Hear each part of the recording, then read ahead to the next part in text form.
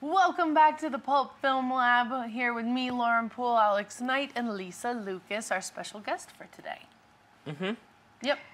Hi. Hi. They still haven't played charades. Well, it takes a while. Yeah. I don't think they're going to. I don't know. In fact, I've seen the movie. I don't think they do. They're not going The to. only charade is, well, it's coming up later.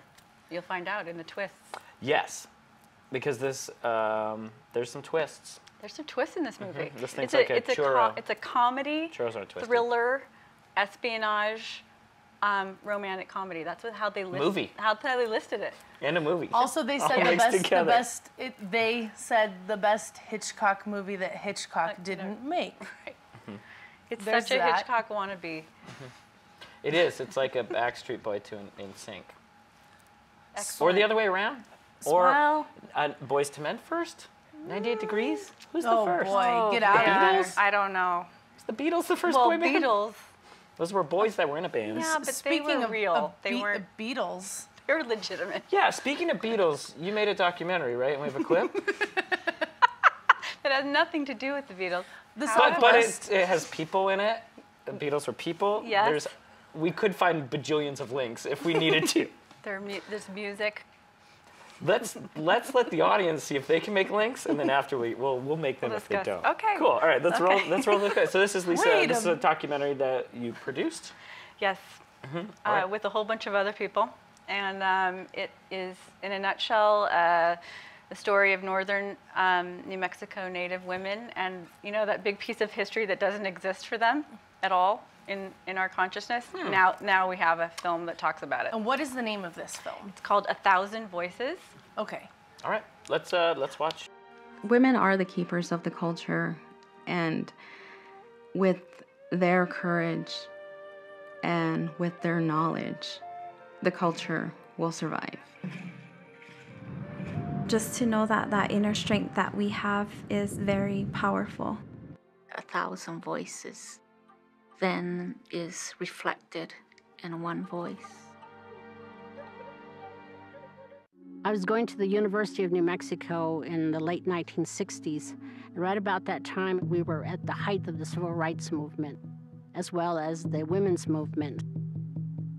I could not identify with the women's movement because I could never see myself in second place to men, because in my society, that's not how I was raised.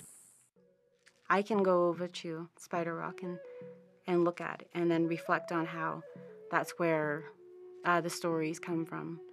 And then that's where Spider Woman lives on top of the rock. And she's the one that taught Navajos to weave. In the origin stories of all the tribes of New Mexico, women are central to creation. Some pueblos tell us Corn Woman is Mother Earth who gives life. Thought Woman made the universe, the earth, and the four worlds below by thinking it. For the Navajo and Apache, Changing Woman is the creator. Just like the Beatles. Just like. That's great. It looks amazing. It looks Thank you. really well done. Thank you. I'm really proud of it.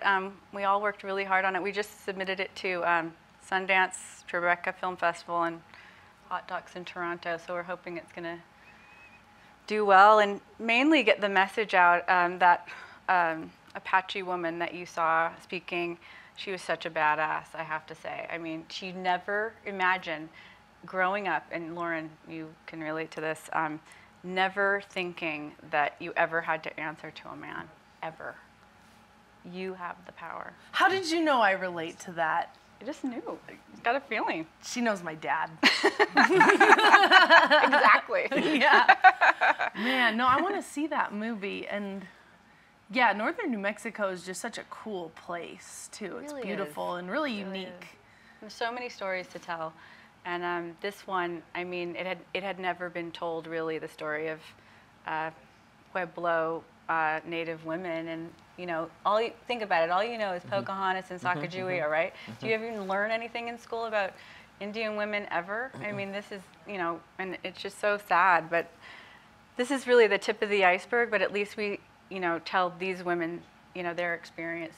When we start with, you know, pre-European contact, it was a matrilineal societies, most of them, and or completely equal. And then the Europeans came and just all hell broke loose. Yeah, and I think some people are fortunate enough to have like a really cool New Mexico history teacher, but if you grow up outside of the state, I'm sure you just get a pretty strict like, and then the Pilgrims came and Right, like, and what everything was about cool. everybody else? Yeah, I know. It's so, no one really knows the truth, the truth of the matter. And so this organization, this production company that I work with on this Silver Bullet Productions in Santa Fe, that's one of our missions, is to really be truth tellers and discover, the real story behind things historically. So it was a joy to work on. I'm really proud of it. Cool. Well, I can't wait to see it. And that's going out to making its way around the festival circuit? Festival circuit first, and then we'll be on PBS next year, so you'll be able to see it. But yeah, hopefully we'll get into Sundance. Cool. Good luck. Fingers crossed. Well, great.